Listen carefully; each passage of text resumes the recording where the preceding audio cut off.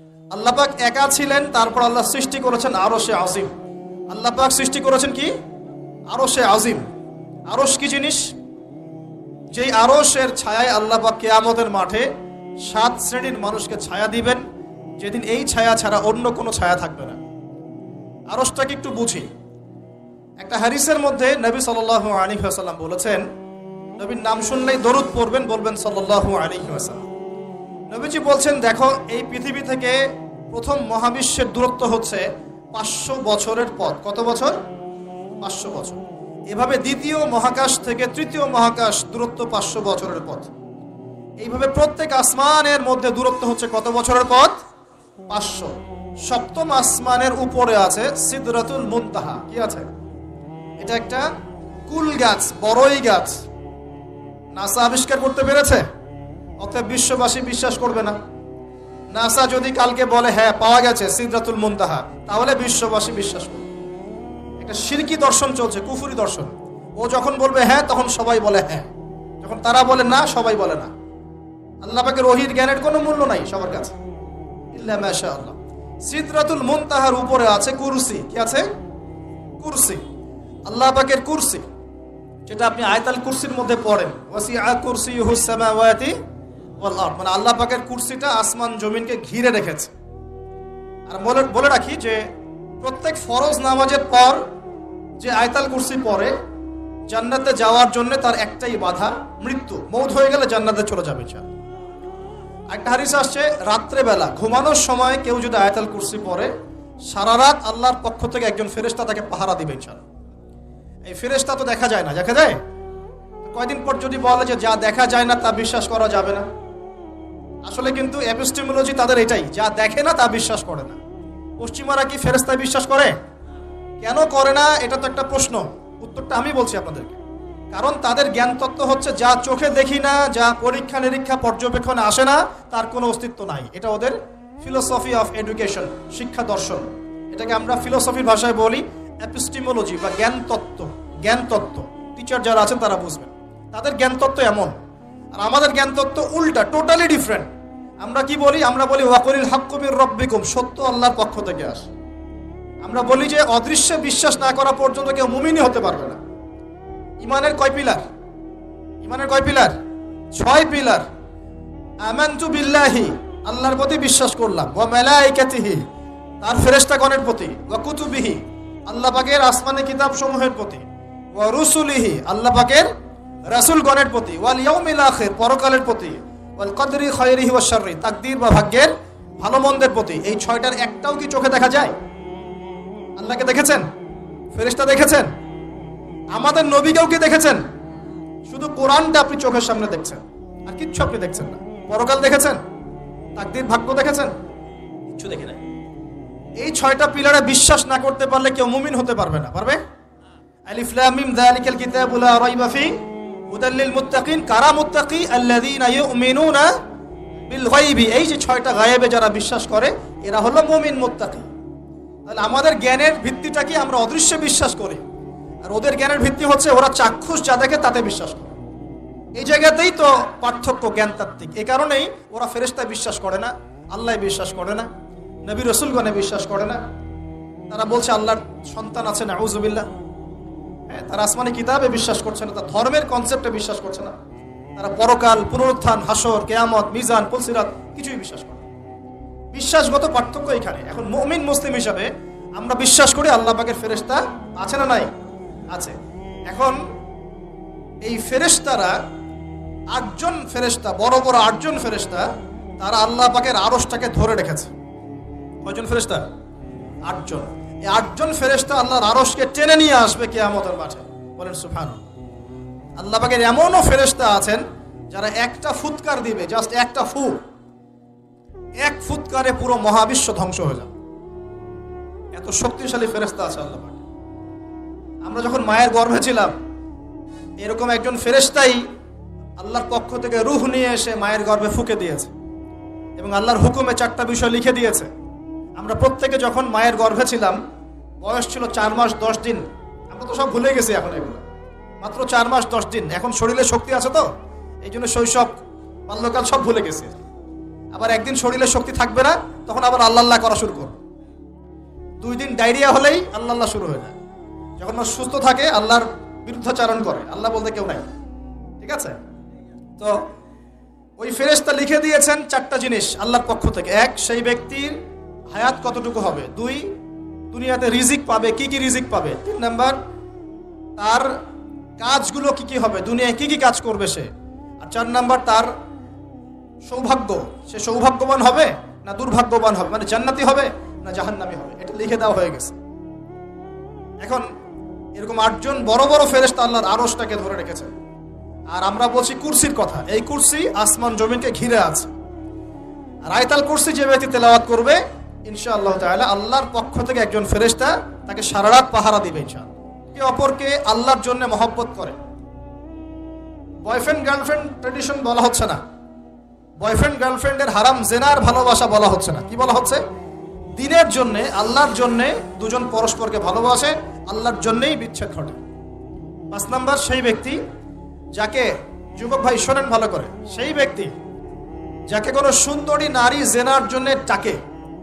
সুন্দরী উচ্চ বংশের কোনো মেয়ে নিজেই জেনা করার জন্য ডাকে, কিন্তু যুবক বলে আমি আল্লাহকে ভয় করি, ইন্নী আখাফুল্লাহ, আমি আল্লাহকে ভয় করি।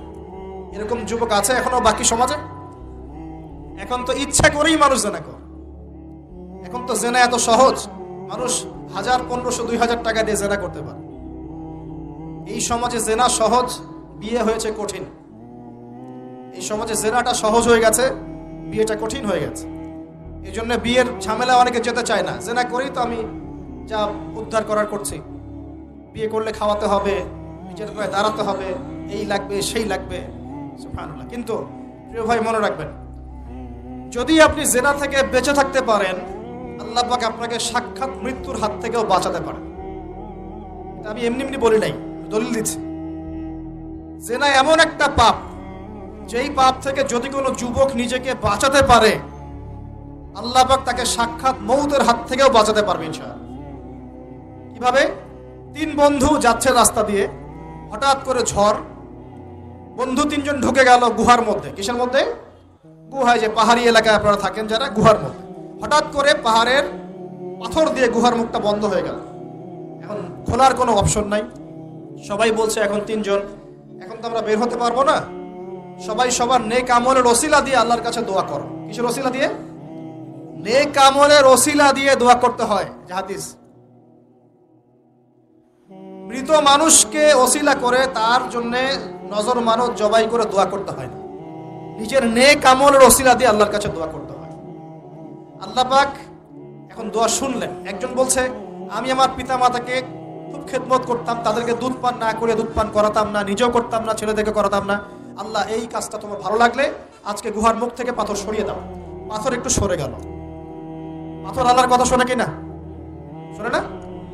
সবাই আল্লাহর কথা শোনে। আগুন আল্লাহর কথা শোনে কিনা? ইব্রাহিমের জন্য আগুন ঠান্ডা হয়ে যায় নাই? আচ্ছা, তারপরে আরেকজন দোয়া করছে, আল্লাহ আমার এক কর্মচারী ছিল, তার বেতন বাকি ছিল, সে বেতন না নিয়ে চলে গেছে, আমি সেই বেতনটা দিয়ে কিছু গবাদি পশু কিনেছি। আস্তে আস্তে গবাদি পশু বেড়েছে, অনেক দিন পর সে এসেছে টাকা চাওয়ার জন্য। আমি বলেছি সবই তোমার, সব নিয়ে চলে যাও।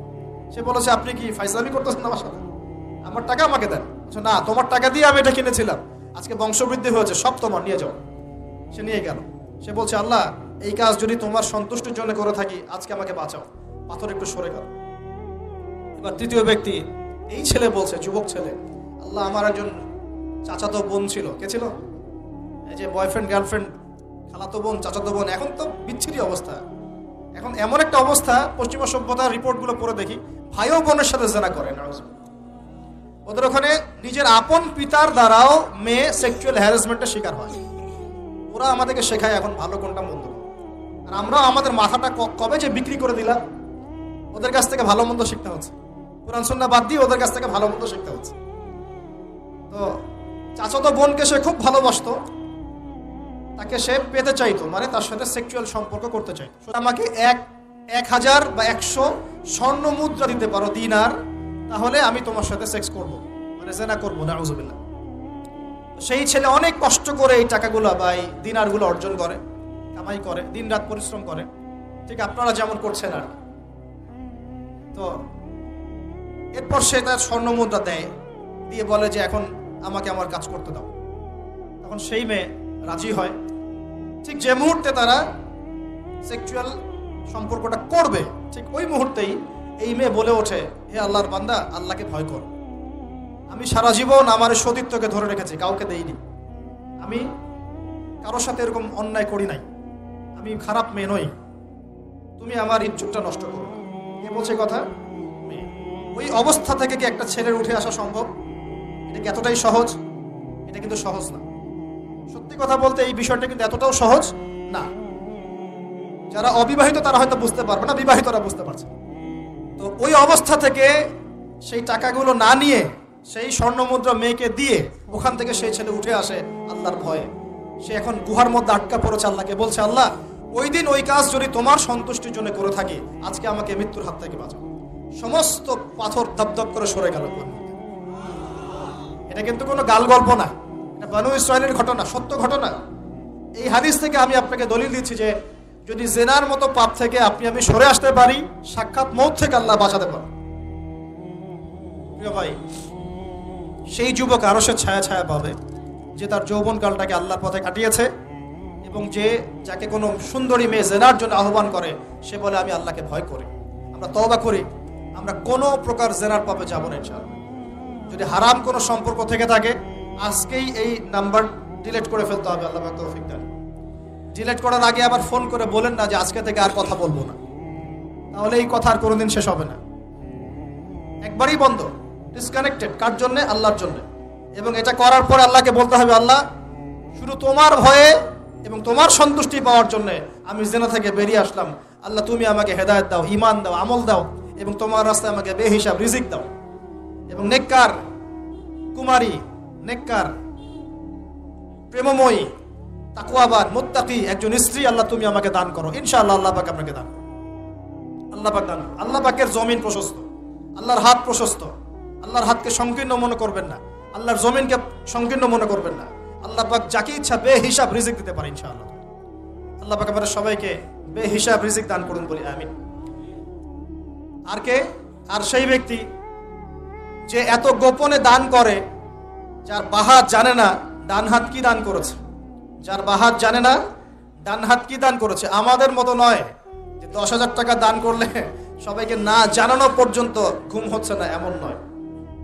দান এমন গোপনে করে যে তার বাহাত জানে না ডান হাত কি দান করছে। আল্লাহ পাক আমাদের সবাইকে গোপনে দান করার তৌফিক দেন। এর মানে এই না যে প্রকাশ্যে দান করা যায় না, প্রকাশ্যেও দান করা যায়। অন্যকে উৎসাহিত করার জন্য প্রকাশ্যেও দান করা যায়, কিন্তু গোপন দান আল্লাহর কাছে অনেক বেশি পছন্দের। আর 7 নাম্বার সেই ব্যক্তি যে নীরবে নিভৃতে গোপনে আল্লাহর কথা স্মরণ করে কাঁদে এবং তার চোখ দিয়ে অশ্রু প্রবাহিত হয়। এই 7 শ্রেণীর মানুষকে আল্লাহ পাক কিয়ামতের মাঠে আরশের ছায়ায় ছায়া দিবে ইনশাআল্লাহ। আমরা কি পেতে চাই? আল্লাহ পাক এই আরশ সবার আগে সৃষ্টি করেছেন। তারপর কি সৃষ্টি করেছেন? কলম। কি? কলম। কলম সৃষ্টি করে আল্লাহ পাক বলেছেন উকতুব, লিখো। কলম বলছে মাযা আকতুব, আমি কি লিখবো?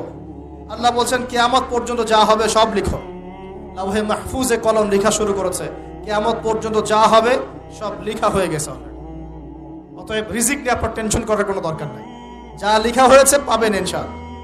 যদি হালাল পথে চান হালাল পথে পাবেন, হারাম পথে চাইলে হারাম পথে পাবেন।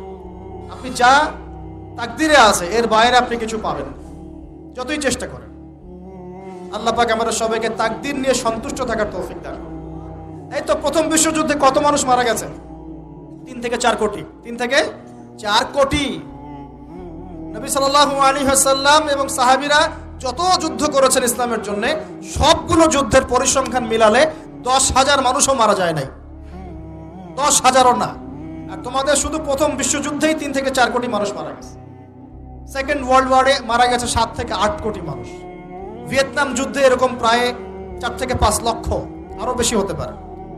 চায়নায়, রাশিয়ায়, আপনার ইতালিতে যে বড় বড় রেভলিউশনগুলো হয়েছে, দেখবেন লক্ষ লক্ষ মানুষ মারা গেছে, লক্ষ লক্ষ। এই যে শুরু হচ্ছে ইউক্রেন রাশিয়া, এই যুদ্ধ এত তাড়াতাড়ি থামবে না, এই যুদ্ধ এত দ্রুত বন্ধ হবে না, এটা কন্টিনিউয়াসলি চলতে থাকবে। ওদের প্ল্যান ছিল সিরিয়াকে নিয়ে, সিরিয়াকে কেন্দ্র করে তার একটা মালহামা চেয়েছিল, গ্রেট ওয়ার, বিশ্বযুদ্ধ। ওটা হয়নি, আলহামদুলিল্লাহ হয় নাই। আলহামদুলিল্লাহ হয়নি। এখন নতুন পরিকল্পনা হচ্ছে এই যে ইউক্রেন রাশিয়া ইস্যু নিয়ে সারা ওয়ার্ল্ডে একটা ফেতনা সৃষ্টি করে। অলরেডি তারা ফেতনা সৃষ্টি করেই ফেলেছে। গ্যাসের দাম বেড়ে গেছে, তেলের দাম বেড়ে গেছে, এক্সপোর্ট ইম্পোর্ট কলাপস করছে, অনেক সমস্যা হচ্ছে এবং এটাকে জিয়ে রাখা হচ্ছে অস্ত্র দিয়ে, প্রযুক্তি দিয়ে, হ্যাঁ, ট্যাঙ্ক দিয়ে, সমরাস্ত্র দিয়ে ওরা জিয়ে রাখছে যুদ্ধটাকে, যে চলুক, কন্টিনিউয়াসলি চলতে থাক। কারণ তাদের উদ্দেশ্য হচ্ছে পুরো বিশ্বে একটা ম্যাসাকার যুদ্ধ লাগানো। এটা আস্তে আস্তে আপনারা বুঝতে পারবেন, আমাকে কিছুই বলতে হবে না, আস্তে আস্তে আপনারা এমনি বুঝতে পারবেন। সারা বিশ্বে একটা গ্রেট ওয়ার হতে পারে, যেটাকে মিলিটারি অ্যাফেয়ার্স যারা বুঝেন তারা বলেন যে নিউক্লিয়ার ওয়ার বা পারমাণবিক যুদ্ধের কথা বলেন। এটা কিন্তু আমাদের দরজায় দাঁড়িয়ে আছে। আমরা দোয়া করি এমনটা না হোক, কিন্তু হতে পারে। আমরা দোয়া করি এমনটা না হোক, কিন্তু হতে পারে। হলে কি হবে সেই চিন্তা আমাদের করতে হবে। তো যারা বলে ইসলাম তরবারির জোরে ছড়িয়েছে, তাদের এইসব কথা বলার কোনো অধিকার নাই, এতে লজ্জা করা উচিত। কারণ শুধু ফার্স্ট ওয়ার্ল্ড ওয়ারেই 3 থেকে 4 কোটি মানুষকে তারা মেরে ফেলেছে। আমরা কি তরবারের জোরে ইসলাম প্রচার করেছি, নাকি আদর্শের জোরে হয়েছে? আদর্শ দেখে, মুসলিমদের চরিত্র দেখে, তাদের চারিত্রিক মাধুর্য দেখে, কোরআন সুন্নাহর প্রামাণ্যতা দেখে লক্ষ লক্ষ মানুষ ইসলাম কবুল করেছে, আলহামদুলিল্লাহ। এখনো করছে, আলহামদুলিল্লাহ। এখন যে সারা বিশ্বে মানুষ মুসলিম হচ্ছে, কোন জায়গায় মুসলিমরা গলার জোরে, তরবারের জোরে ইসলাম প্রচার করছে দেখান দেখি। এখন কি বিশ্বে মানুষ মুসলিম হচ্ছে না? হচ্ছে কি না? পশ্চিমা সভ্যতার মানুষরা মুসলিম হচ্ছে না? এখন কি আমরা যুদ্ধ করছি, তরবারি দিয়ে ওদেরকে ধরে রেখেছি, এই ইসলাম কবুল কর, এটা বলেছে? প্রিয় ভাইরা, এটা বলতে চাচ্ছিলাম, ফেরেশতারা বলেছেন রক্তপাত ঘটাবে আর ফাসাদ সৃষ্টি করবে। তারা কি সঠিক না ভুল? ফেরেশতারা সঠিক না ভুল? সঠিক। তারা কি গায়েব জানতেন? উত্তর না। তারা কিসের আলোকে বলেছেন? ওই যে বাসিরা, দূরদর্শিতা। জিন জাতি যা করেছে এরা তো তাই করতে পারে। আল্লাহ পাক কি বলছেন? আল্লাহ পাক বলছেন ইন্নী আ'লামু মা লা তা'লামুন, আমি যা জানি তোমরা তা জানো না। মানে আমার অনেক শুকরগুজার বান্দা থাকবে যারা আমার আনুগত্য করবে, আমার বিরুদ্ধাচরণ করবে না। আমরা ওই বান্দাদের অন্তর্ভুক্ত হতে চাই, আল্লাহ পাক কবুল করুন। এটা বলে রাখি যে জান্নাতের 120টা কাতার হবে। কয় কাতার? 120 কাতার। এর মধ্যে 80টা কাতার হবে উম্মতে মুহাম্মাদের মধ্য থেকে। এবার আল্লাহ পাক আদম আলাইহিস সালামকে সৃষ্টি করলেন নিজ হাতে। সূরা সাদের মধ্যে আল্লাহ পাক বলেছেন খালাকতু বিয়াদাই, আমি নিজ হাতে ওকে সৃষ্টি করেছি। আল্লাহর হাত কেমন সেটা ব্যাখ্যা করার দরকার নাই, এগুলো নিয়ে চিন্তা করতে যাবেন না। আল্লাহ পাকের মতোই, কারোর সাথে সাদৃশ্যপূর্ণ নয়। আল্লাহ পাক এবার আদম আলাইহিস সালামকে সৃষ্টি করে নাম শিক্ষা দিলেন। ওয়াল্লামা আদামাল আসমাআ কুল্লাহা, এই মহাবিশ্বের যত জ্ঞান আল্লাহ পাক আদম আলাইহিস সালামকে শিক্ষা দিলেন। বলেন সুবহানাল্লাহ। এখান থেকে দলিল পেলাম আমাদের পিতা বানর থেকে হয় নাই, আমাদের পিতাকে আল্লাহ পাক সৃষ্টি করেছেন। আমাদের পিতাকে কে সৃষ্টি করেছেন? আল্লাহ রাব্বুল আলামিন। তাও আবার নিজ হাতে, মানে কি? ভালোবাসা দিয়ে, ভালোবেসে, মহব্বতের সাথে। এই খলাকতু বিয়াদাই, আমি নিজ হাতে সৃষ্টি করেছি, এই কথা মানুষ ছাড়া, আদম আলাইহিস সালাম ছাড়া অন্য কারোর জন্য আল্লাহ পাক বলেন নাই। অন্য সবার জন্য আল্লাহ পাক বলেছেন ইযা আরাদা শাইআন আইয়াকুল লাহু কুন ফায়াকুন। যখন আল্লাহ পাক কিছু করতে চান খালি বলেন কুন, হও, ফায়াকুন, হয়ে যায়। ওখানে আল্লাহ পাক বলেন নাই সাগর সৃষ্টি করেছে হাত দিয়ে, এই গ্রহ নক্ষত্র সৃষ্টি করেছে আমার হাত দিয়ে। আল্লাহ পাক এমনটা বলেন নাই। আদম আলাইহিস সালামকে আল্লাহ পাক কত মহব্বত করেন। আল্লাহ পাক বলছেন যে আমি তাকে আমার নিজ হাতে সৃষ্টি করেছি। আজকে তোমরা শেখাচ্ছ মানুষকে, আস্তাগফিরুল্লাহ, যে মানুষ বানর থেকে হয়ে যায়। কত বড় কুফরি, কত বড় শিরক, কত বড় লজ্জা। নিজের সম্মান মানুষ নিজে ভাবে নষ্ট করতে পারে, নিজের সম্মান নিজে নষ্ট করতে পারে। আমাদেরকে আল্লাহ সৃষ্টি করেছেন আদম আলাইহিস সালাম থেকে। তারপরে যান, শুধু সৃষ্টি করেন নাই, আল্লাহ পাক সমস্ত নাম শিক্ষা দিয়েছেন। নাম মানে এখানে শুধু নাম, মঙ্গল, নেপচুন, প্লুটো এগুলো না। নাম মানে হচ্ছে জ্ঞান। নাম মানে কি? জ্ঞান। একটা এক্সাম্পল দেই, যখন আপনি বাচ্চাকে বলেন যে A for Apple, A for কি? অ্যাপল যে শেখাচ্ছেন, অ্যাপল বলতে কিন্তু সে শুধুমাত্র একটা ওয়ার্ড শিখে না, ও কিন্তু শিখে অ্যাপল মানে একটা এমন কিছু যেটা খেতে হয়। কি করতে হয়? খেতে হয়। যখন আপনি শেখান এ ফর অ্যান্ট, ও বুঝতে পারে অ্যান্ট হচ্ছে একটা সৃষ্টি, এটা চলাচল করে, কালো কালো দেখতে। ও কিন্তু মাথার মধ্যে ওটা ছবি এঁকে নেয়। এটা নাম মানে শুধু নাম না, জ্ঞান। আল্লাহ পাক আদম আলাইহিস সালামকে সমস্ত জ্ঞান শিক্ষা দিলেন। আল্লামাল ইনসান মা লাম ইয়ালাম, আল্লাহ বলছেন আমি মানুষকে সেই জ্ঞান শিক্ষা দিয়েছি যা মানুষ জানতো না। মানে আমরা সৃষ্টিগতভাবে জ্ঞানী ছিলাম না, আল্লাহ পাক জ্ঞান শিক্ষা দিয়েছেন। কোন জ্ঞান শিক্ষা দিয়েছেন? যে জ্ঞান ফেরেশতাদেরও ছিল না। বলেন সুবহানাল্লাহ। আল্লাহ পাক জ্ঞান শিক্ষা দিয়ে ফেরেশতাদের সামনে নিয়ে গিয়ে বলছেন, তোমরা এই নামগুলো বলো দেখি। ফেরেশতারা বলছেন, লা ইলমা লানা ইল্লা মা আল্লামতানা, আল্লাহ আমাদের তো সেই জ্ঞান নাই, যে আপনি শিখিয়েছেন অতটুকুই জানি, এর বেশি জানি না। এবার আল্লাহ পাক বলছেন, ইয়া আদম আম্বিহুম বিআসমাইহিম, আদম তুমি সব নাম বলে দাও দেখি। আদম আলাইহিস সালাম সমস্ত নাম ধর করে সব বলে দিলেন। আমাদের পিতা জ্ঞানী ছিলেন না, ছিলেন না? আল্লাহ পাক নিজে তাকে জ্ঞান শিক্ষা দিয়েছে। আর আমরা বলছি মানুষ আস্তাগফিরুল্লাহ অন্য প্রাণী থেকে আসছে। সুবহানাল্লাহ, কত অদূরদর্শী মানুষেরা, কত সুদূর প্রসারী একটা কুফরি মতবাদ। এবার আল্লাহ পাক আদম আলাইহিস সালামকে বলছেন, তুমি নাম বলে দাও। তিনি সব নাম বলে দিলেন। এবার গিয়ে আল্লাহ পাক ফেরেশতাদেরকে বলছেন, এবার তোমরা একটা কাজ করো। ইয কুলনা লিল মালাইকাতি ইসজুদু লিআদম, তখন আল্লাহ পাক বলছেন যে আমি ফেরেশতাদেরকে বললাম তোমরা সবাই এখন আদমকে সিজদা করো। বলেন সুবহানাল্লাহ, কত সম্মান আমাদের পিতার। মহাবিশ্বে ফেরেশতাদের সামনে আল্লাহ পাক তাকে সিজদা করালেন ফেরেশতাদেরকে দিয়ে। ফাসাজাদু, সবাই সিজদা করলো, ইল্লা ইবলিস। কে সিজদা করলো না? ইবলিস। এখানে একটা বিষয় মনে রাখেন, আমাদের পিতাকে কিসের কারণে সম্মানিত করা হয়েছে? শারীরিক গঠন, চেহারার সৌন্দর্য, টাকা পয়সা, রিজিক, কোনটার কারণে? এইটাই মনে রাখবেন। মুসলিম উম্মাহ যদি আজকে সারা বিশ্বের নেতৃত্ব দিতে চায়, সবাইকে জ্ঞানী হতে হবে, জ্ঞানের বিপ্লব ঘটাতে হবে। বলেন সুবহানাল্লাহ, বলেন আমিন। এই জ্ঞানের বিপ্লব ঘটাতে পারলে ইনশাআল্লাহ মুসলিম উম্মাহ আবার সেই জায়গায় যাবে যেখান থেকে আমরা এসেছি। জ্ঞান ছাড়া আমরা কিচ্ছু করতে পারবো না। আর এই জ্ঞান মানে শুধু একমুখী শিক্ষা নয়, জেনারেল শিক্ষা, ইসলামিক শিক্ষা, এই দুটাকে হারমোনিয়াসলি কম্বাইন্ড করতে হবে, করে এমন জ্ঞান অর্জন করতে হবে যে জ্ঞান দিয়ে বিশ্বকে আমরা চ্যালেঞ্জ করতে পারি। এটাই এই বিশ্বের সবচেয়ে বড় চ্যালেঞ্জ এখন, মুসলিমদের সবচেয়ে বড় চ্যালেঞ্জ এখন এটাই। ইসলামিক শিক্ষা এবং জেনারেল শিক্ষাকে একত্রিত করে এমন প্রজন্ম তৈরি করা যে প্রজন্ম আগামী দিনে উম্মাকে নেতৃত্ব দেবে ইনশাআল্লাহ। এই একটা কাজ যদি কেউ করে যেতে পারে, আল্লাহ পাক তৌফিক দেখ, আমরা দোয়া করি আল্লাহ পাক এমন নেতা আমাদের উপরে নিয়ে আসুক যারা এরকম প্রজেক্ট লঞ্চ করতে পারে। বলেন আমিন। দোয়া করতে কোনো সমস্যা? অথবা যদি কেউ হাল না ধরে, আল্লাহ পাক যেন এমন কিছু মানুষ তৈরি করে দেন যারা এই জ্ঞানতাত্ত্বিক বিপ্লব নিয়ে কাজ করবে ইনশাআল্লাহ। এটা সবচেয়ে ইম্পর্টেন্ট কাজ এখন। না হলে আজকে থেকে 20-30 বছর পরে এই প্রজন্মকে আপনি আর খুঁজে পাবেন না। দেখবেন এমন প্রজন্ম চলে আসছে যারা বলবে আল্লাহর সাথে আমাদের কোনো সম্পর্ক নাই, নামাজ পড়বে না, রোজা রাখবে না, যাকাত দিবে না, আল্লাহকে চিনবে না। দেখে নিয়েন, আমরা দোয়া করি এমনটা না হোক, কিন্তু যদি আমরা হাল ছেড়ে দিই এখন এমনটাই হবে সব। এটা খিদিরের দৃষ্টিভঙ্গি দিয়ে আপনাদেরকে বললাম, জ্ঞানতাত্ত্বিক রেভলিউশন দরকার। যদি কেউ কোনো উদ্যোগ না গ্রহণ করে, অ্যাটলিস্ট বাসায় পারিবারিকভাবে হলেও আপনাকে শেখাতে হবে সন্তানকে, কোনো অপশন নাই। এবার ফাসাজাদু, সবাই সিজদা করেছে, ইল্লা ইবলিস, ইবলিস করে নাই। কেন করছে না? ইবলিসের সমস্যাটা কি? ইবলিসকে আল্লাহ পাক জিজ্ঞাসা করছেন, মা মানাআকা আল্লা তাসজুদা ইযা আমারতুক, আমি তোমাকে আদেশ করলাম আদমকে সিজদা করতে, কে তোমাকে নিষেধ করলো সিজদা করতে? ইবলিস বলছে, বেশি চালাক, বেশি বোঝে যারা, অতিরিক্ত বুদ্ধিজীবী। ইবলিস ছিল বেশি বুদ্ধিজীবী। ইবলিস ছিল কি? অতিরিক্ত মাত্রার বুদ্ধিজীবী। আচ্ছা না, আমাদের সমাজে এরকম কিছু মানুষ, ও বলছে খালাকতানি মিন নার, আমাকে সৃষ্টি করেছেন আগুন দিয়ে, আগুন তো সুপিরিয়র মাটির চাইতে। ওয়া খালাকতাহু মিন তিন, আর আপনি এই আদমকে সৃষ্টি করেছেন মাটি থেকে, কাদা মাটি দিয়ে, আমি কেন আদমকে সিজদা করতে যাব? যুক্তি, অতি যুক্তিবাদী, অতি বুদ্ধি। আল্লাহ পাক বলছেন ফাখরুজ মিনহা ফাইন্নাকা রাজিম, এখান থেকে বের হয়ে যাও, তুমি অভিশপ্ত। ফাইন্না আলাইকা লা'নাতা ইলা ইয়াউমিদ্দিন, আমার আদেশ লঙ্ঘন করার কারণে কিয়ামত পর্যন্ত তোমার উপর লানত, অভিশাপ বর্ষিত। আল্লাহ পাক তাড়িয়ে দিলেন, একদম থ্রোন অ্যাওয়ে। আমরা বলি না আউযু বিল্লাহি মিনাশ শাইতানির রাজিম, রাজিম শব্দের মানে হচ্ছে বিতাড়িত, থ্রোন অ্যাওয়ে, কার্সড, যাকে অভিশাপ করা হয়েছে।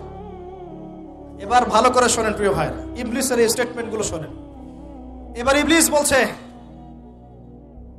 রব্বি আনজিরনি ইলা ইয়াউমি ইউবআসুন, এই স্টেটমেন্টটা ভালো করে শোনেন। ইবলিস বলছে রব্বি, হে আমার রব। ইবলিস বলছে রব্বি, হে আমার রব। ইবলিস বলছে রব্বি, হে আমার রব, আমাকে অবকাশ দিন, আনজিরনি, আমাকে অবকাশ দিন, ইলা ইয়াউমি ইউবআসুন, কিয়ামত দিবস পর্যন্ত। ইবলিস আল্লাহকে বিশ্বাস করে কি করে না? ইবলিস আস্তিক না নাস্তিক?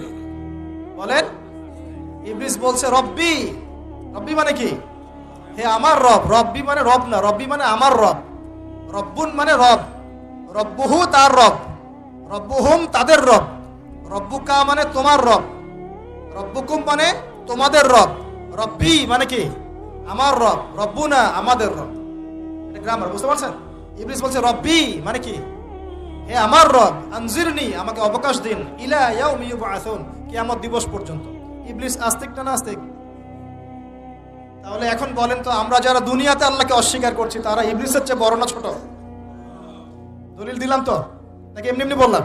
আচ্ছা, আল্লাহ পাক বলছেন যাও, ফাইন্নাকা মিনাল মুনজারিন, তোমাকে অবকাশ দেয়া হলো, কারণ কিয়ামত পর্যন্ত সময় আল্লাহর কাছে খুব বেশি কিছু না, মানে একদিনেরও কম, অল্প সময়, একটা সকাল একটা সন্ধ্যার মতো। ঠিক আছে, দিলাম, যাও। এবার ইবলিস চ্যালেঞ্জ করছে, এই চ্যালেঞ্জটা আমাদের সবাইকে মনে রাখতে হবে, সারা জীবন ইবলিসের এই স্টেটমেন্টটা মনে রাখতে হবে। সেটা কি?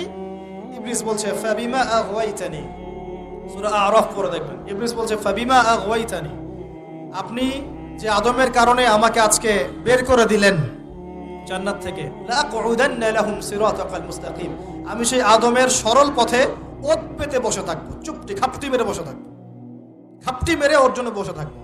আর সুম্মা লাতিয়ান্না মিন বাইনি আইদিহিম, আমি অবশ্যই তার সামন থেকে আসবো। সুম্মা লাতিয়ান্নাহুম মিন বাইনি আইদিহিম, আমি আদম সন্তানদের সামন থেকে আসবো, সামন থেকে মানে সরাসরি ওয়াসওয়াসা দিব।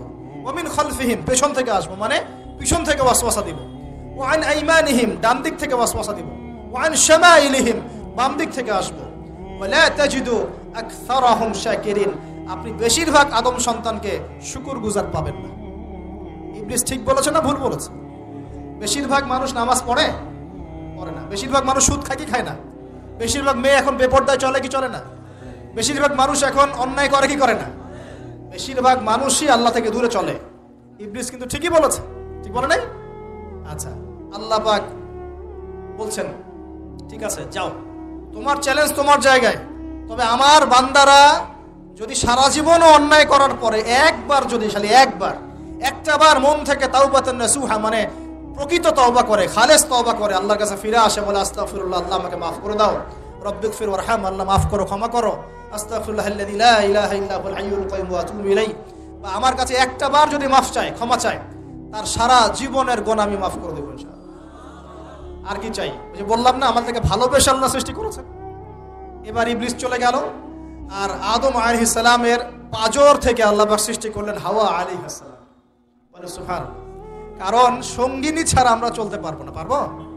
যারা চিরকুমার সঙ্গে নাম লেখাচ্ছ, এগুলো থেকে বের হয়ে আসো। এখন চিরকুমার থাকার টেন্ডেন্সি মানুষের, চিরকুমার থাকতে হবে কেন? সঙ্গীর দরকার আছে কি নাই? আছে। একা একা লাগে, মানুষ একা একা চলতে পারে না। ইব্রাহিম আলাইহিস সালাম একা চলে আসছেন, তার সাথে সারা আলাইহিস সালাম ছিলেন। আমাদের নবীজি যখন একা, তার সাথে খাদিজা রাদিয়াল্লাহু আনহা ছিলেন। ঠিক আছে? ঠিক একইভাবে আদম আলাইহিস সালাম একা একা জান্নাতে, আল্লাহ পাক তার পাঁজর থেকে সৃষ্টি করলেন কাকে? হাওয়া আলাইহিস সালাম। বলে রাখি, হাওয়া আলাইহিস সালাম ছিলেন পৃথিবীর সবচেয়ে সুন্দরী নারীদের একজন। দুজন নারীকে সবচেয়ে সুন্দরী বলা হয়, কয়জন? একজন হাওয়া আলাইহিস সালাম, আর একজন ইব্রাহিম আলাইহিস সালামের স্ত্রী সারা আলাইহিস সালাম। মনে থাকবে? এখানে মনে রাখবেন, নিজে যদি পবিত্র থাকেন, নিজের চরিত্রকে পবিত্র রাখেন, ইনশাআল্লাহ আপনি সব দিক থেকে ভালো একজন মেয়ে পাবেন। নিজের চরিত্র ঠিক থাকবে না, জিনা করবেন, 10 ঘাটের পানি খেয়ে আসবেন, দেখবেন যাকে বিয়ে করেছেন ও 15 ঘাটের পানি খেয়ে আসছে। সতর্ক থাকবেন, আল্লাহ পাক হেফাজত করুন, বলি আমিন। এবার তারা দুজন জান্নাতে থাকতে লাগলেন। আল্লাহ পাক বলছেন, মনোযোগ দেন, আল্লাহ বলছেন যে তোমরা দুজন জান্নাতে থাকো, ফাকুলা মিনহা রাগাদান হাইসু শি'তুমা, জান্নাতে যা ইচ্ছা তোমরা খাও, কোনো সমস্যা নেই, থাকো, খাও। ওয়ালা তাকরাবা হাদিহিশ শাজারা, কিন্তু একটা আদেশ করছি তোমাদেরকে, এই যে গাছটা দেখছো, এই গাছের কাছেও যাবে না। শব্দগুলো বোঝার চেষ্টা করো। আল্লাহ পাক বলছেন না যে গাছের ফল খাবে না, আল্লাহ পাক বলছেন গাছের কাছেও যাবে না। ঠিক যেমন আল্লাহ বলছেন ওয়ালা তাকরাবু আমওয়ালাল ইয়াতীম, এতিমের মালের কাছেও যাবে না। আল্লাহ বলছেন না এতিমের মাল খেও না। আল্লাহ বলছেন ওয়ালা তাকরাবু জিনা, জিনার কাছেও যেও না। আল্লাহ কিন্তু বলছেন না জিনা করো না। ঠিক একই ভাষায় আল্লাহ পাক বলছেন ওয়ালা তাকরাবা হাদিহিশ শাজারা, তোমরা দুজন এই গাছের কাছেও যাবে না। That's all. আর কোনো সমস্যা নাই, জান্নাতে থাকো। এবার তারা জান্নাতে থাকতে লাগলেন। থাকতে থাকতে এক পর্যায়ে ইবলিস ওয়াসওয়াসা দেওয়া শুরু করলো। কি ওয়াসওয়াসা দিল যে আমাদের পিতা মাতা সেখানে চলে গেলেন? ভাবার বিষয় তো নাকি? কি এমন বললো ইবলিস যেটা আমাদের পিতামাতা ডিসিভড হয়ে গেলেন? এই কথাটা আছে সূরা তাহা। কোন সূরা?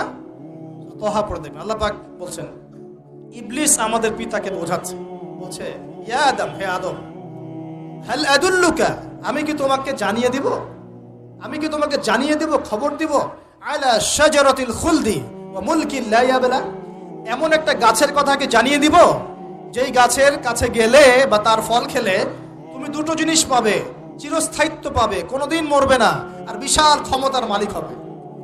অন্য আয়াতে আসছে তোমরা ফেরেশতা হয়ে যাবে। এই দুটো কথা। তাহলে কি প্রলোভন দিল?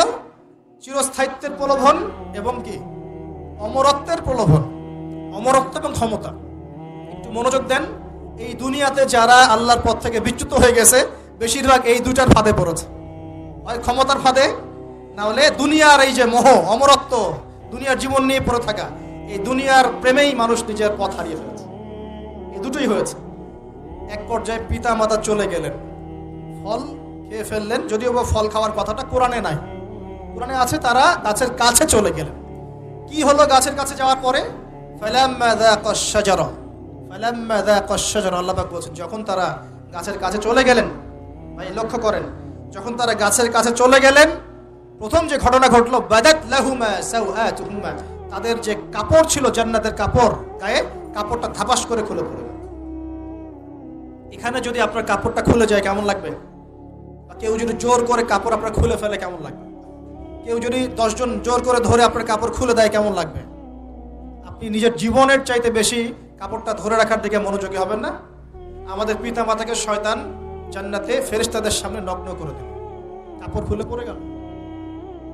তার মানে জান্নাতে আমাদের পিতা মাতাকে নগ্ন করেছে কে? ইবলিস। তাহলে দুনিয়াতে যারা এখন আমাদের গা থেকে কাপড় খুলতে চায়, বেপর্দায় চলতে চায়, পর্দাকে কুপ্রথা বলে, কুসংস্কার বলে, যারা বলে যে অশ্লীলতার বিপ্লব ঘটুক, পোশাকের কোনো বাধা ধরা নিয়ম না থাকুক, সবাই স্বাধীন, যারা নগ্নতা অশ্লীলতার প্রচার প্রসার চায়, যারা মুসলিমদের গা থেকে কাপড় খুলতে চায়, এরা তাহলে কার হয়ে কাজ করছে? যেই কাজ শয়তান করেছে জান্নাতে ওই কাজই তারা করছে এখন জমিনে। কথা কি প্রমাণ করতে পারলাম? প্রথম দুর্ঘটনা কোনটা? প্রথম দুর্ঘটনা এটা নয় যে তারা আল্লাহর হুকুম আহকাম ত্যাগ করেছেন, আল্লাহকে অস্বীকার করেছেন, কুফরি করেছেন, শিরিক করেছেন, এগুলো হয়নি। প্রথমে সর্বপ্রথম দুর্ঘটনা হয়েছে গা থেকে কাপড় খুলে পড়ে গেছে, তাও জান্নাতে সবার সামনে। এবার আমাদের পিতামাতার কি অবস্থা চিন্তা করেন, লজ্জাস্থান প্রকাশিত হয়ে গেছে।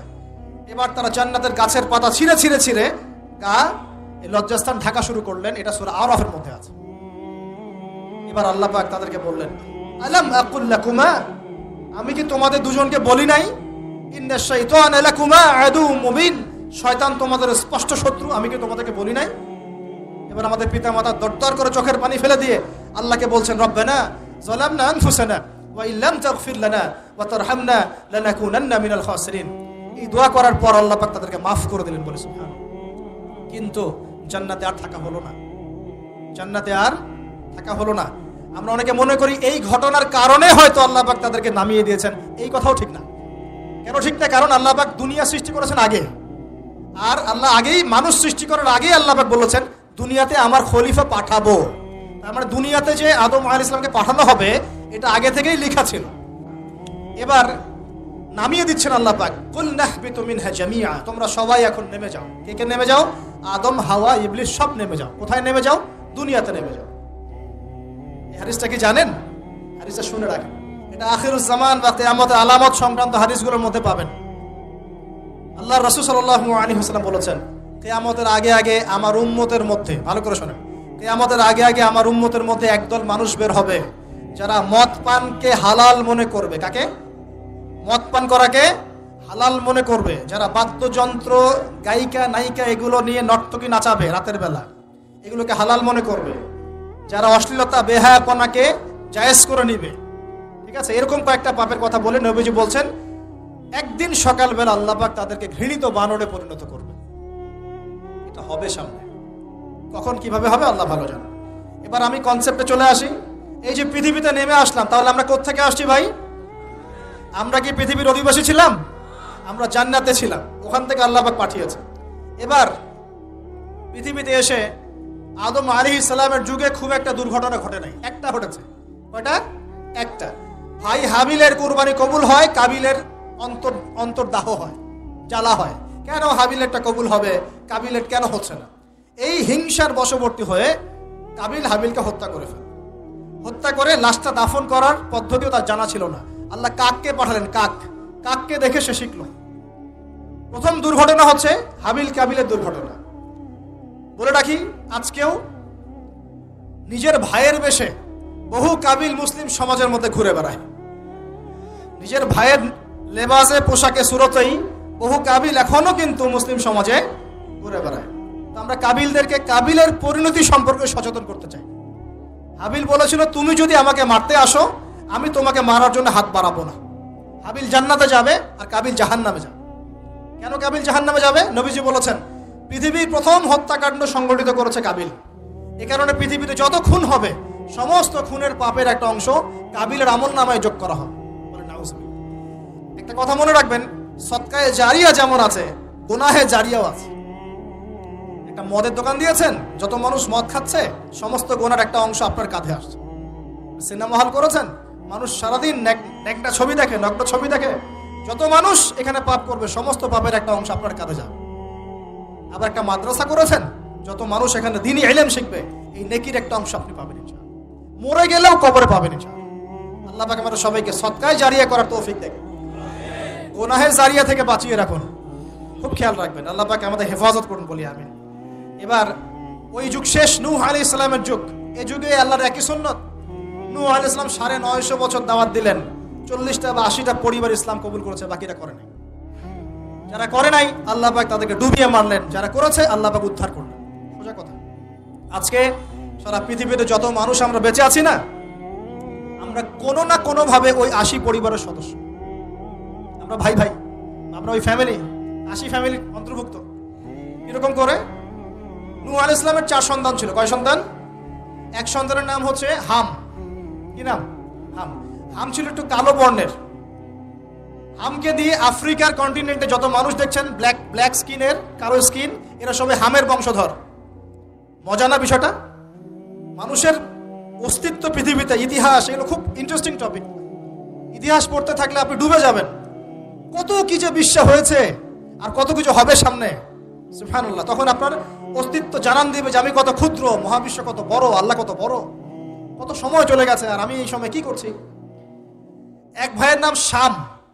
এই শামকে কেন্দ্র করে এই আরবের যে মানুষগুলো আছে, আরব, অ্যারাবিয়ান, এরা শামের বংশধর। আরেক ভাইয়ের নাম ইয়াফাস। কি নাম? ইয়াফাস। ইয়াফাসের বংশধর হচ্ছে পশ্চিমারা, রোমক যারা, তারা। আরেক ভাইয়ের নাম ছিল কেনান। কি নাম? কেনান। এ ইমান নিয়ে আসে নাই, ওই যে প্লাবনে ডুবে মরে গেছে। মরে যাওয়ার পরে আদম আলাইহিস সালাম বলেছিল, আল্লাহ আমার পরিবারের অন্তর্ভুক্তকে মাফ করে দাও। আল্লাহ বলেছেন, লাইসা মিন আহলিক, সে তোমার পরিবারের কেউ না। নবীর সন্তান হওয়ার পরেও ইমান না আনার কারণে সে জাহান্নামে গেছে। আর আমরা আর কি এমন মানুষ, অমুক আলেমের সন্তান, অমুক বক্তার সন্তান, হ্যাঁ, অমুক পীরের নওয়াবজাদা, অমুক তমুক, এইসব বড়াই করে লাভ নাই। আমল, আকীদা, ঈমান যদি ঠিক না থাকে, আমাদের বংশ পরিচয় আমাদেরকে বাঁচাতে পারবে, আমাদের দেশ জাতীয়তাবাদ, বর্ণ বাঁচাতে পারবে না। যার যার কবরে তাকে যেতে হবে। নিজের আমল নিয়ে ফিকির করেন, নিজের কবর নিয়ে ফিকির করেন, অন্যের দিকে চোখ দেওয়া বন্ধ করেন, আগে নিজের কবর ফিকির করেন। আল্লাহ পাক সবাইকে তৌফিক ইনায়াত করুন বলি। যারা বুদ্ধিমান তারা নিজেকে নিয়ে ব্যস্ত থাকে, যারা অহংকারী, উদ্ধত, এরা মানুষের পিছনে পড়ে থাকে। আল্লাহ পাক আমরা সবাইকে নিজের চেহারা আয়নায় দেখার তৌফিক দান করুন। প্রিয় ভাইরা, নূহ আলাইহিস সালামের যুগ চলে গেল, 950 বছর দাওয়াত দেওয়ার পরে এই পরিণতি হয়েছে। এরপরে আসছে ইব্রাহিম আলাইহিস সালামের সময়। আল্লাহ পাক তাকে উদ্ধার করেছেন, অগ্নি পরীক্ষা থেকে বাঁচিয়েছেন, নমরুদকে আল্লাহ পাক ধ্বংস করেছেন। আল্লাহ পাক এরপরে এনেছেন আদ জাতির হুদ আলাইহিস সালাম এবং তার অনুসারীদেরকে আল্লাহ পাক বাঁচিয়েছেন, বাকিদেরকে ধ্বংস করে দিয়েছেন ঝড় দিয়ে, বায়ু প্রবাহ দিয়ে। সামুদ জাতি এসেছে, সামুদ জাতিকে আল্লাহ পাক ধ্বংস করেছেন বজ্রপাত দিয়ে, বিদ্যুৎ দিয়ে। আর সালেহ আলাইহিস সালাম এবং তার অনুসারীদেরকে বাঁচিয়ে দিয়েছেন। ফেরাউনের যুগ এসেছে, আল্লাহ পাক মূসা আলাইহিস সালাম এবং বনু ইসরাঈলকে বাঁচিয়েছেন, ফেরাউনকে ডুবিয়ে মেরেছেন লোহিত সাগরে। ঈসা আলাইহিস সালামের যুগ আসছে, একই সুন্নত। ঈসা আলাইহিস সালামকে আল্লাহ পাক শুধু রক্ষাই করেন নাই, নিজের কাছে উঠিয়ে নিয়েছেন। সুবহানাল্লাহ।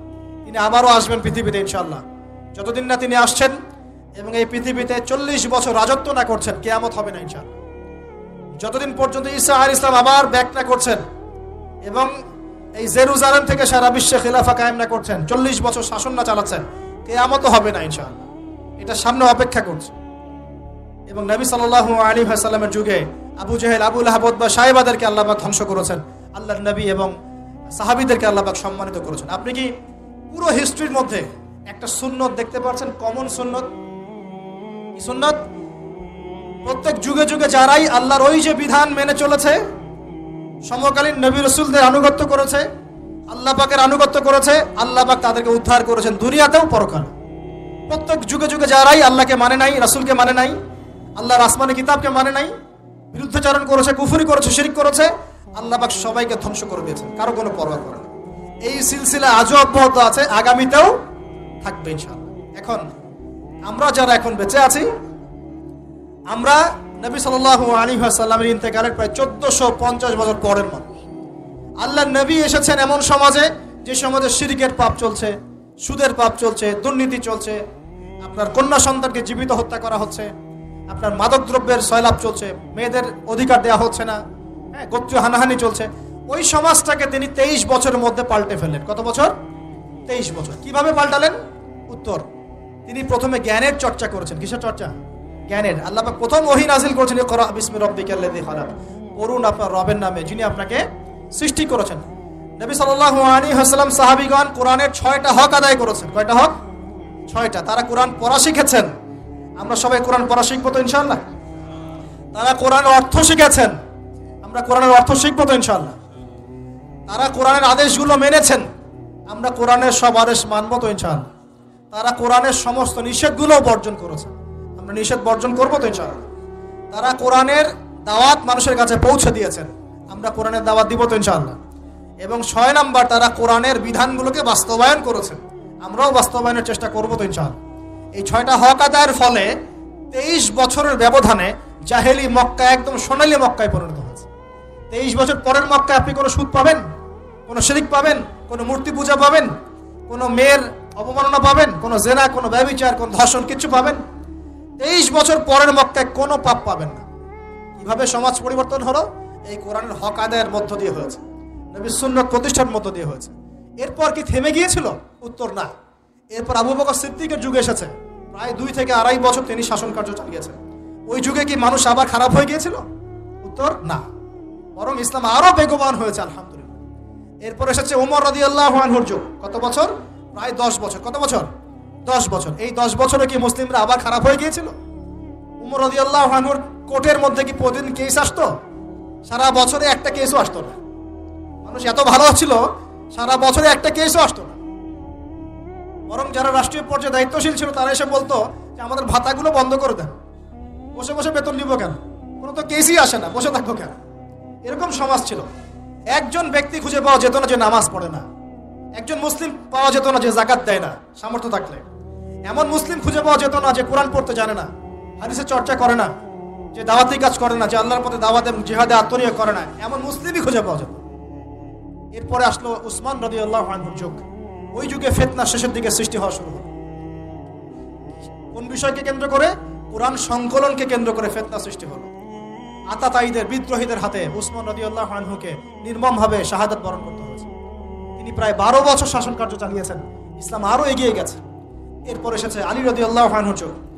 আলী রাদিয়াল্লাহু আনহুর খেলাফতে ওই উসমান রাদিয়াল্লাহু আনহুর ঘটনাকে কেন্দ্র করে, হত্যাকাণ্ডকে কেন্দ্র করে মুয়াবিয়া রাদিয়াল্লাহু আনহু এবং আলী রাদিয়াল্লাহু আনহুর মাঝখানে একটা ব্যাটল, একটা যুদ্ধ হয়ে গেছে। এর নাম হলো সিফফিনের যুদ্ধ। কিসের যুদ্ধ? সিফফিন। যাই হোক, এক পর্যায়ে আলী রাদিয়াল্লাহু আনহুকে এরকম বিদ্রোহীদের হাতে, খারেজিদের হাতে শহীদ হতে হয়। বলেন ইন্না লিল্লাহি ওয়া ইন্না ইলাইহি রাজিউন। তারপরে হাসান রাদিয়াল্লাহু আনহু অল্প কয়েকদিন শাসন কার্য চালান। তারপর উম্মার ঐক্যের খাতিরে তিনি তার শাসন কার্যের ভারটাকে মুয়াবিয়া রাদিয়াল্লাহু আনহুর হাতে সুপর্দ করে দেন, ছেড়ে দিলেন। মুয়াবিয়া রাদিয়াল্লাহু আনহুর সময় থেকে উমাইয়াদের শাসন শুরু হয়। উমাইয়ারা শাসন করেছে প্রায় 132 হিজরি পর্যন্ত। কত হিজরি? 132 হিজরি পর্যন্ত, প্রায় 92 ইয়ার্স, 92 বছর তারা শাসন করেছে। এই সময় ইসলাম আরো এগিয়ে গেছে, পিছিয়ে যায় নাই। ফিতনা এসেছে, দমন করা হয়েছে। মুসলিমরা বীর দর্পে বিশ্বের বুকে শাসন কার্য চালিয়েছে। এরপর এসেছে আব্বাসীয়দের খেলাফত। জাব নদীর যুদ্ধে উমাইয়াদের পরাজয়ের পরে আব্বাসীয়রা ক্ষমতায় আসে। তারাও ইসলামকে এগিয়ে নেওয়ার চেষ্টা করছিল, ইসলাম এগিয়ে যাচ্ছিল, জ্ঞান বিজ্ঞানের প্রসার হচ্ছিল। আলহামদুলিল্লাহ, ইসলাম পিছিয়ে যায় নাই, মুসলিমরা পিছিয়ে যায় নাই, সারা বিশ্বে দাপটের সাথে আমরা চলেছি। তারপর আস্তে আস্তে ওই আব্বাসীয়দের পতন শুরু হলো। কাদের হাতে? এই তাতারিদের হাতে, মঙ্গোলিয়ানদের হাতে। মাত্র 40 দিনের ব্যবধানে পুরো বাগদাদের মধ্যে প্রায় 20 থেকে 25 লক্ষ মানুষকে হত্যা করা হয়েছে। বাইতুল হিকমা ধ্বংস করে দেওয়া হয়েছে, লাইব্রেরি ধ্বংস করে দেওয়া হয়েছে, বইপত্রকে নদীতে ফেলে দেওয়া হয়েছে। তারা ছিল উগ্র জাতি।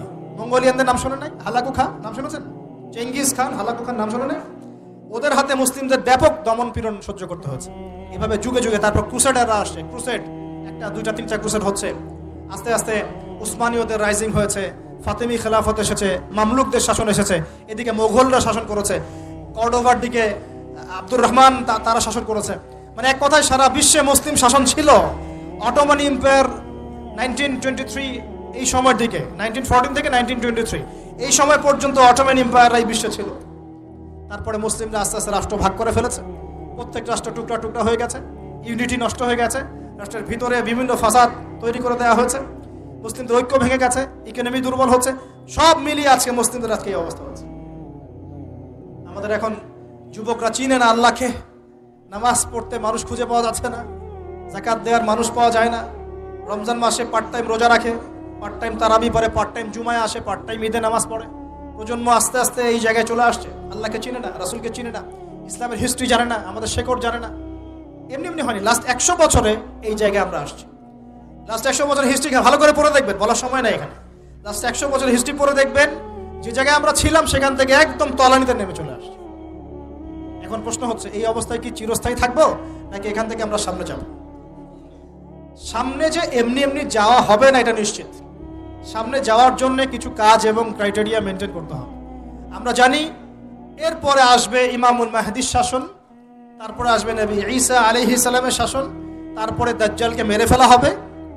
আর দাজ্জালকে মেরে ফেলার আগে দাজ্জাল তার অনুসারীদেরকে নিয়ে বিশ্ব শাসন করবে 40 বছর। 40 বছর না, 40 দিন। 40 দিন।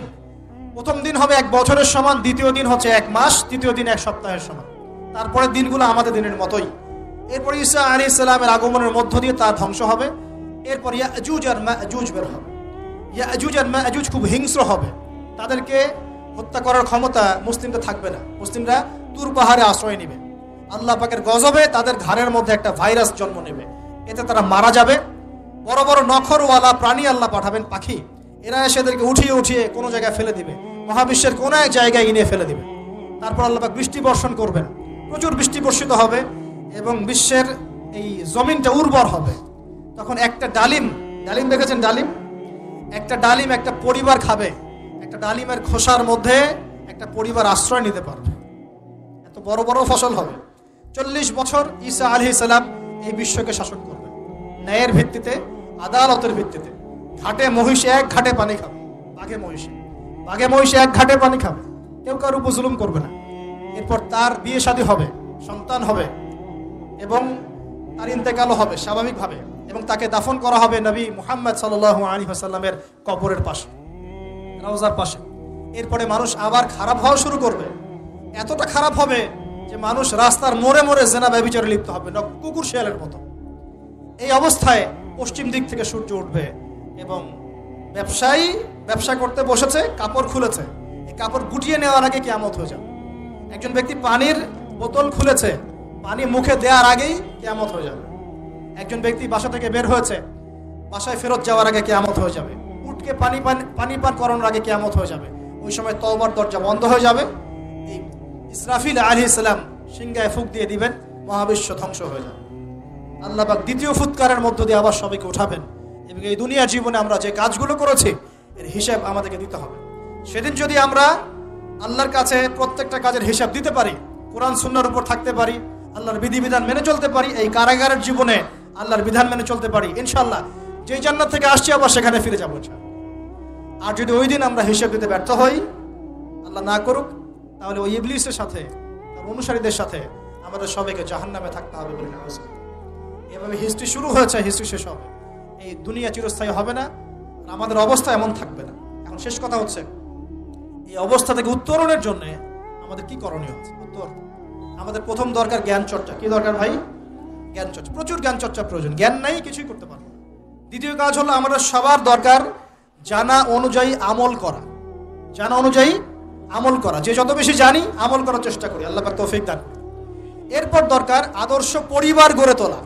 পারিবারিক আদর্শ সুন্দর হলে পরে সমাজটা সুন্দর হবে ইনশাআল্লাহ। আল্লাহ পাক আমাদের সবাইকে আদর্শ পরিবার গড়ার তৌফিক দান করেন। দিনদার মেয়েকে বিয়ে করবেন, দিনদার ছেলেকে বিয়ে করবেন, অল্পে তুষ্ট থাকবেন, পরিবারের বিষয়ে সবর করবেন এবং সন্তান সন্ততিদেরকে মানুষ করে যাওয়ার চেষ্টা করবেন। এরপর দরকার আমাদের হালাল রিজিক। সবাই যদি হালাল রিজিকে সন্তুষ্ট থাকি, সমাজের মধ্য থেকে অন্যায় এমনি অটোমেটিক কমে যাবে ইনশাআল্লাহ। প্রত্যেকটা কাজ করার আগে চিন্তা করব কিভাবে করলে হালাল হবে, কিভাবে করলে হারাম হবে। এরপর দরকার নবী সাল্লাল্লাহু আলাইহি ওয়াসাল্লামের সুন্নাহ মাফিক জীবন গড়া। 24 ঘন্টার দিন রাতের যে কাজগুলো আছে, এই কাজগুলোকে নবীর সুন্নত অনুযায়ী করার চেষ্টা করব। আল্লাহ পাক তৌফিক দান করুন বলি আমি। আরো দরকার আমর বিল মারুফের কাজ করা, মানে সৎ কাজে আদেশ করা। আমাদের সবাইকেই দাওয়াতি কাজ করতে হবে। একজন দুইজন করবে, বাকিরা করবে না এমন নয়, সবাইকেই পার্ট টাইম হলেও দাওয়াতি কাজ করতে হবে। নামাজ আপনি পড়ছেন, নামাজের দাওয়াত দেন। আপনি যাকাত দিচ্ছেন, যাকাতের দাওয়াত দেন। আপনি রমজান মাসে রোজা রাখছেন, অন্য ভাইকেও রোজা রাখতে উৎসাহিত করেন। আপনি সুদ খাচ্ছেন না, অন্য ভাইকেও নিষেধ করেন, ভাই আপনিও খায় না। আমি যা করি সেটা আপনি অবশ্যই প্রচার করবেন। আপনি যা করেন সেটা আপনি প্রচার করবেন, যা করেন না সেটা বলতে যাওয়ার দরকার নেই। তবে হ্যাঁ, আমলের কথা আপনি বলতেই পারেন। যদি আপনি তাহাজ্জুদ নিয়মিত পড়তে নাও পারেন, মানুষকে আপনি বলতে পারবেন তাহাজ্জুদের নামাজ পড়েন, তাহাজ্জুদ নামাজ পড়া ভালো। ইনশাআল্লাহ আস্তে আস্তে আপনি নিজেও আমল করার চেষ্টা করবেন। আল্লাহ পাক তৌফিক দান। আমর বিল মারুফ, সৎ কাজে আদেশ করতে হবে। আরেকটা হচ্ছে অসৎ কাজে নিষেধ করতে হবে। সৎ কাজে শুধু আদেশ করলেই হয় না, অসৎ কাজেও কি করতে হয়? নিষেধ করতে হয়। মনে রাখবেন, শুধু সৎ কাজে আদেশ করলেই জীবনেও কোনোদিন আপনার উপর কোনো বালা মুসিবত, বিপদ আপদ, গালি তহমত আসবে না। যখন আপনি সৎ কাজে আদেশের সাথে সাথে অসৎ কাজেও নিষেধ করা শুরু করবেন, তখন চতুর্দিক থেকে আপনার উপরে বাধা আসা শুরু হবে। এটাই সুন্নাত। তবে এটা নবীর সুন্নাত। আল্লাহ পাক বলছেন, কুনতুম খায়রা উম্মাহ উখরিজাত লিন-নাস তা'মুরুনা বিল মা'রুফ ওয়া তানহাউনা আনিল মুনকার ওয়া তু'মিনুনা বিল্লাহ।